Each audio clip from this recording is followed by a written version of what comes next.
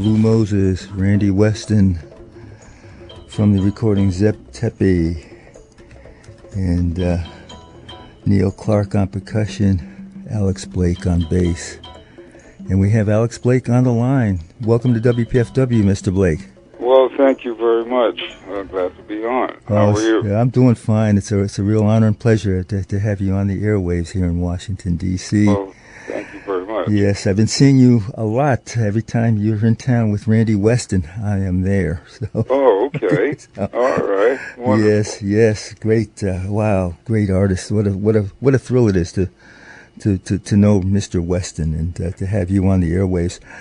Tell us, you were born in Panama, but you grew up in Brooklyn. What was your memories of Panama musically? I came to the United States when I was about 7. Sure. And that was 1958. Memories musically of Panama was my dad, you could say playing with my dad. My dad is a trombone player. Okay. And he played with a guy named Victor Bois, who was the equivalent of Duke Ellington in Panama. He had big bands, and my father played with a lot of different big bands in Panama. And I used to go and hang out with him, and he'll take me to the rehearsals, and the guys would put a music stand in front of me with music, and I had a little toy trombone. So that was kind of my little beginning of my musical wow kind of boy. So just sort of hanging out with my dad. But I came here when I was 7, 1958,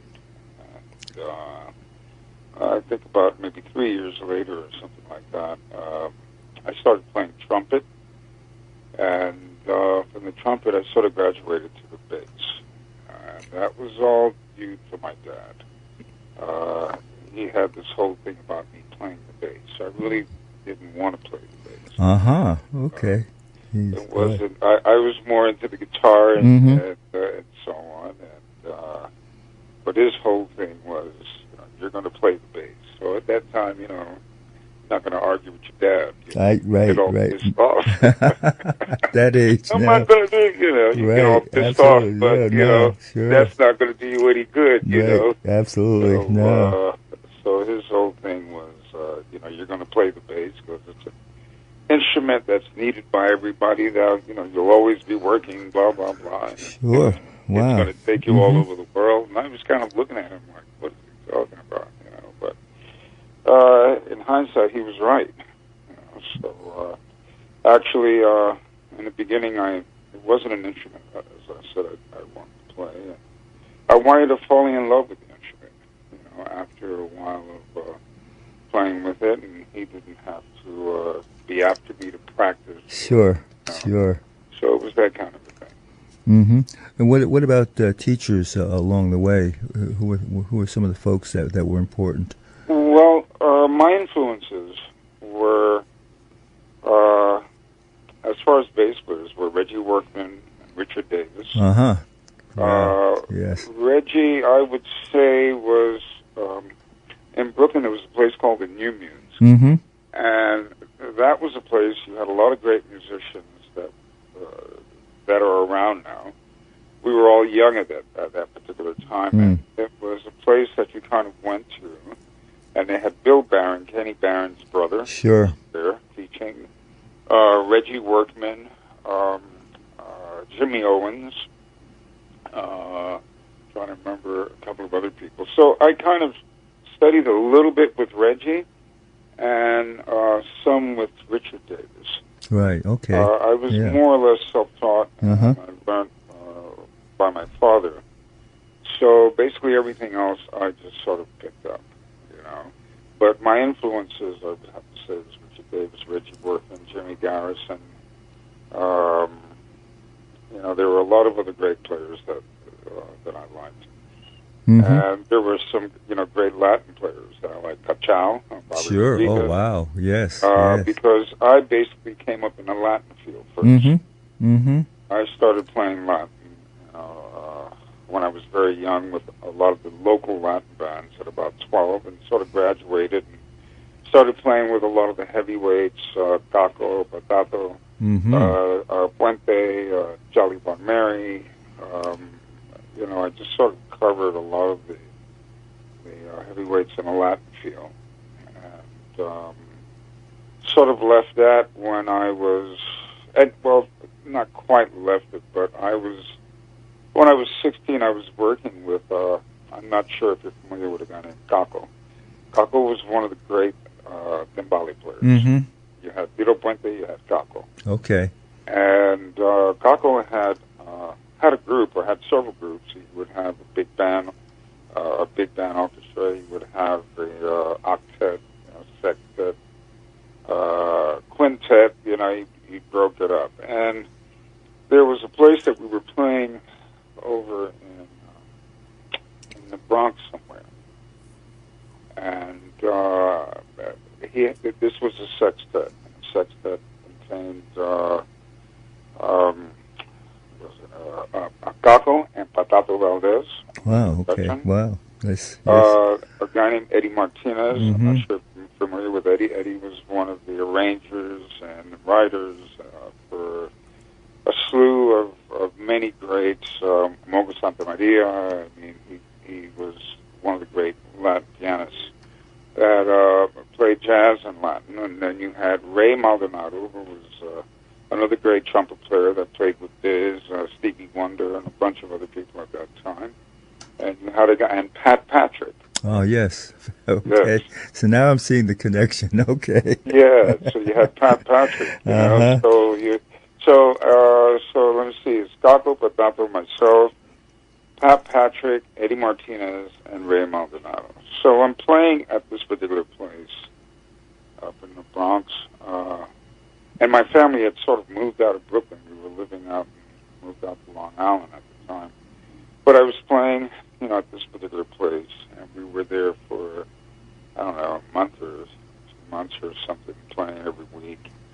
And one night, Pat comes to me and he says, "Listen, kid, what are you doing for the summer?" I was just finishing, I think, sophomore year or something in school or whatever. And I said, "Well, I'm just going to be doing my local gigs." And he said, "Well, look, Sun Ra's looking for a bass player." So I told him about you, and if you'd like to do it, cool. And I said, "Well, where is he going?" He said, "Europe." Now, I have to be very frank and honest with you. I had no idea who Sun Ra was at that time. Of course. I was just getting familiar with a lot of a whole lot of other music. Sure. And I said, I heard Europe. I said, fine, ready to go, So, what I didn't know that this was going to be an incredible trip, musically, and an incredible trip experience-wise. Sure, absolutely.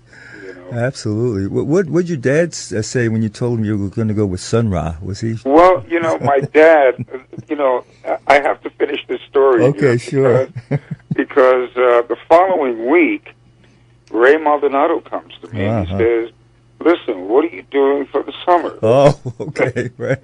This is, you can't write this. This is, wow. So Ray comes to me and he says, "What are you doing?" I said, "Well, I'm supposed to be going out, I'm going to be doing this thing with this guy named Sun Ra or something." And Ray says, "Well, Dizzy's looking for a bass player." Oh, and I told him about it. Oh, jeez. And I said, "Dizzy, okay." And I was a little bit familiar with Diz. I would see albums in my dad's house, but it didn't, it didn't quite register in the same manner as it was about to register with my dad. So I went back home and said, "Yeah, Dad, Ray told me that Dizzy's looking for a bass player, and he told Dizzy about me, and blah blah blah." My dad almost hit the ceiling. He just was, yes. Dizzy Gillespie, blah blah blah. Okay, all right, cool, So anyway, Diz came down to a gig that we were doing, I think a week later, next to the old Club Baron. And it it was one of the old jazz clubs that was sort of on its way out of it, and that's when I first met Dizzy. So I told Dizzy, well, I was going out with Sun Ra, and he said, well, kid, when you finish that tour, give me a call. When you get back, I want you to come and work with me. Mm-hmm. So that's how that, and from that particular time on, I sort of left the Latin feel, the Latin scene. Sure. And but I was still playing on it, Mm-hmm. When I would come back in town, I went out with Sun Ra for I think like 6 months in Europe or 7 months. I did an album with him called My Brother the Wind Volume 2. Mm-hmm. Went to his house in Philly for a rehearsal, and it turned out to be a recording. So that particular first rehearsal was the first album I did with him. Wow. Okay. Yeah. Sun Ra. I interviewed him twice, and it was the most fascinating conversations I've ever had with anybody, to say the least. Yeah. And what was it like for a youngster to travel with this ensemble? Yeah. It was an experience. Let me say that. Yes. He had some incredible musicians in the group: John Gilmore, Danny Davis, Danny Thompson, Kwame Hadid, Lex Humphreys. I can't even remember everybody. Marshall Allen. Sure. These were all incredible musicians. Alan Silver, and so on, so on. So I was this young cat, kind of, checking everything out. Musically, for me, it was an incredible experience because of my particular approach to the bass and how I played. It gave me the freedom to really explore a lot of different areas, and sort of opened up my mind musically to a whole other let me just say avenue Mm-hmm. of different places that I could go. And it wasn't a restricted kind of a thing. It was pretty much you could play free, and a certain thing Sun Ra wrote, you stuck to that, but then it was, you could go where you want. So it was sort of being on an exploratory mission, with Sun Ra. It was an incredible journey musically for me, and it opened up a lot of doors. Absolutely, and then from there it was right to Dizzy. Right after that, was that? Yes, right after that, a couple of months later, I when I came back, there was some stuff in between, but I went with Dizzy after that, and I worked with Diz for about 2.5 years, and then from Diz I went with Clark Terry, and from Clark Terry, I think it was. Woody Shaw, Freddie Hubbard. I worked with Freddie. I worked with Joe Henderson. I worked with so many people that a lot of times I can't remember how. I'm sure. Just an incredible array of the important musicians in the history of this music. Yeah. It's just so. How did you connect with Randy Weston? I mean, this is really an incredible connection that you've had for a long time now. Right. Well, actually, what happened was when I was working with Diz, as I said, I was 16, going on 17, and there was this tall gentleman.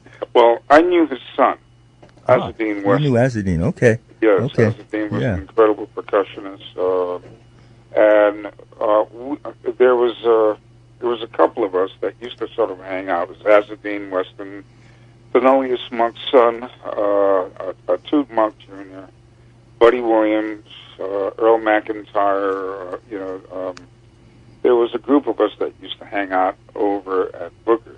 And so that's actually Walter Booker. Walter Booker, sure. And so I met Azzedine there. And, we played together, and Azzedine wound up telling Randy about me. Mm-hmm. Well, one night I was playing with Diz over at the Village Vanguard. And this tall gentleman came in and came by the stage. He was the only person that I ever saw bend down in the Village Vanguard at the side because he's so tall. Right, you know, absolutely. the only other person that Right. used to do that was Kareem Abdul-Jabbar. Right, Something right. he did. Yes, you know? absolutely. So I was like, well, who's this cat? You know, and it turned out to be Randy, and that's when I first met Randy. Mm-hmm. And we really didn't play together for a couple of years. Mm-hmm. And Okay. I think it was sometime in the 70s. I was working with McCoy Tyner, and I think it was Billy Cotton. I was working with Billy Cotton, and after I had left from Billy, somewhere between that time, he called me to do something, and it wound up being an album that we did. I just did about 2 or 3 cuts or something on the album. And then I didn't hear from him again. I think he went to Morocco, Mm-hmm. and stayed in Morocco or something. And then about 1979, somewhere around there, I was, or 1980, 79, I started working with the group Manhattan Transfer. Right. And somewhere, I think, in 80, 81, Randy came back, and he had some gigs or something, and called me when I came back off of a tour with them, because they would do these long world tours. And so I came back home, and I got a call from him. And that was the first time, I think, we actually did a gig together. And then, again, I didn't see him for a very, very long time. He went back to Morocco, and Randy was embarrassed and stuff. And, the next time I think I worked with Randy was a couple of years later. And then I left I stayed with Manhattan Transfer for about 16 years. Wow. Like that. Wow. From 79 to 91, 92, Mm-hmm. and I went back in 94 to Mm-hmm. 8, something like that.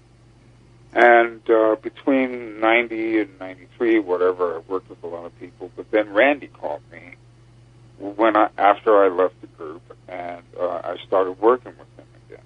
And that was about 97, 98, somewhere like that. Mm-hmm. And it's been consistently since then. Yes. I most recently saw you doing the tribute to James Reese Europe at the Kennedy Center, which Oh, yeah. was such a wonderful tribute and just a wonderful performance. We're talking with bassist Alex Blake, who's performing at the Castleton Farms on Saturday. And tell us about you're working with a young Japanese pianist. Tell us about who you'll be working with. Oh, yeah. His name is Yoichi Uzeki. Uh-huh. Really incredible pianist.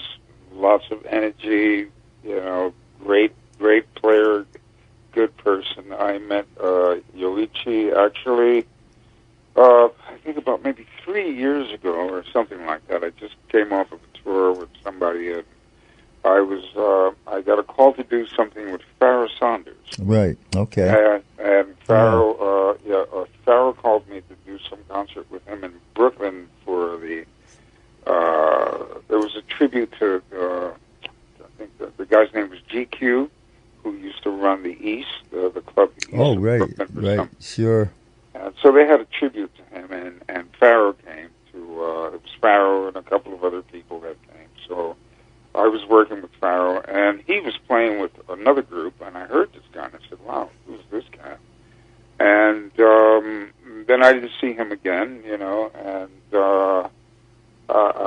I started working along with him, I think from last year or a year and a half ago, with a drummer named George Gray, who plays with my group sometime. A great drummer. And he was using Yoichi. So I started using Yoichi maybe the last 8 months we've been playing together off and on. And he's really an incredible pianist. Just really burning on the keys. Sure. So, Great. Yeah. Great. So what will some of the things you be working on? How will you approach it in terms of the compositions that you'll be playing? Well, I'm going to be playing some, mostly original compositions. Sure, okay. Maybe 1 or 2 of compositions by Randy, and maybe, or maybe one or two standards or something, but mostly my compositions. And just be there. Sure, absolutely. Spontaneous also. I know how that is. I know. Absolutely. For me to explain, sure. Right, absolutely. Of course. It's going to be, okay, so I just put everything in. So this is this Saturday at 7 p.m. at the Theater House at Castleton Farms. And for information, you can call 540-937-3454 or Connie at CastletonFestival.org for information. 540-937-3454. And again, this is out at this wonderful location way out in Castleton, Virginia. And I hear it's just an incredible location that they have there. They've been doing 21 seasons of performances at Castleton. So, right. Yeah. It should be nice. My friend Burnett Thompson has been doing a number of things in terms of putting on events. He just did it was 3 years of solo piano at the Arts Club of Washington, and just various venues. An incredible pianist himself, but he's been working with Castleton for a while now. And Alex, you'll be awed by the location, I'm sure.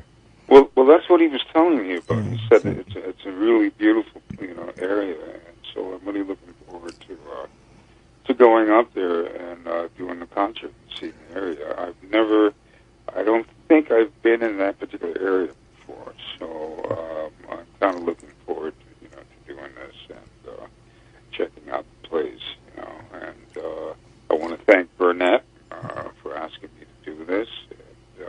Burnett Thompson, he's been really doing it. In fact, and he also divides his time in China. Really? Yes, he goes to China for weeks at a time, and then comes back and spends half of his time up in New York City, hanging out at the clubs. I don't know how he does it. It's funny because he called me. He said, "Man, Alex, we got to hang out.